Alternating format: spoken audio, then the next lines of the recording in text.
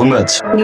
Newcomer ক্যাম্পাসে ঢুকতে পারো না, একটা ভিতরে বড় ভাই হাত দাও। বেয়াদবি না অহংকার? ভাই বুঝে উঠতে পারি নাই, আজকে আমাদের ফার্স্ট ডে। স্টুডেন্ট প্রোটেস্ট চলতেছে, সেটা বাদ দিয়ে এখান থেকে হেঁটে যাচ্ছ, বড় ভাই ডাকতে গেছে, গায়ে হাত দিয়ে বসো। ফার্স্ট টাইম না? You second time?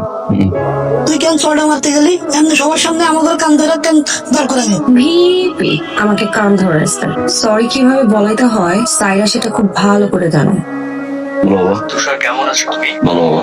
2 বছর ধরে ফাইনাল এক্সাম দিচ্ছ, কিছু করে দিয়ে না, এবার অন্তত পড়াশোনাটা শেষ করো। আমি তোমাকে কতবার বোঝাবো যে স্টুডেন্ট পলিটিক্স এর কোনো ফিউচার নেই, তারপরও রাজনীতি নিয়ে পড়ে আছো।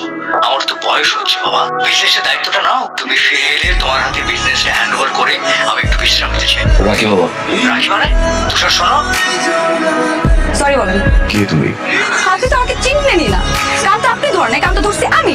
লজ্জা আপনি করেন, লজ্জা পাইছি আমি। সবাই আমাকে দেখে আসছে, আমি জীবন কোনদিন কান ধরেন এই বসে কেউ কান। কোন ব্যাচ? প্রেশার না? হ্যাঁ প্রেশার। সরি বলেন, মাফ করে দিন। আর 3 মিনিট পর ক্লাস। যাও ক্লাস যাও। সরি। গো গো। কিন্তু হাওয়াই তুষার বিপি আমার সব লয়ে রেখেছে, ক্যাম্পাস হয়েছে, অনেক ক্যান্টিন পর্যন্ত লয়ে রেখেছে, ওই সব একাই খাইতেছে। আমি কি ডাইলার ভাত খামো? তোর কি মনে হয় আমি ভাত খাওয়ার লেগে আইছি? চুলদারি তো কম পাকে নাই, চোখও কি পাকায় রাখছেন? ভাত রান্ধন বাড়ানোর সময় দেখেন না চোখে? আজ 30 বছর ধরে এই ক্যান্টিনে আমি সুনামের সহিত মানুষের খাওয়া আসতেছি, আজ পর্যন্ত কেউ কোনোদিন আমার বদনাম করতে পারিনি। হ্যাঁ, তোর 30 বছর।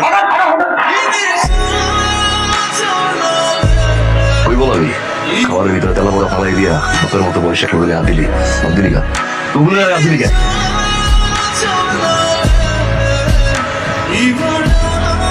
সরি বলেন। সরি বলেন। সরি। আমি জানি তো আপনার কাজ আছে, আমি তারপরে বাধা দেই না। সরি তো বলবেন। আরে এতই তো কেন? আপনার একটা সরি বলে কি হয়? সরি বলেন। কিছু সরি। প্রবলেম কি? প্রবলেম কি? Sorry sorry sorry sorry sorry, situation বুঝলো না? স্টুপিড। ছাত্র সুরক্ষা আইন 3-এর 1 ধারা অনুযায়ী তোমার বিরুদ্ধে শৃঙ্খলা ভঙ্গের যে অভিযোগ আনা হয়েছে, সেটার এগেইনস্টে যথেষ্ট পরিমাণে সাক্ষী এবং প্রমাণ আমাদের কাছে আছে। তাই ম্যানেজমেন্টের সিদ্ধান্ত অনুযায়ী তোমাকে হল এবং ক্যাম্পাস থেকে পার্মানেন্টলি বহিষ্কার করা হলো।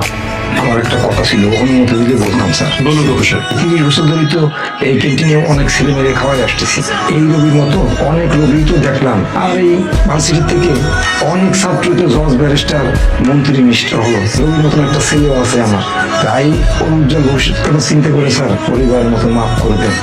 আচ্ছা আমার ভুল হয়ে গেছে, মানে মাফ করে দিয়ে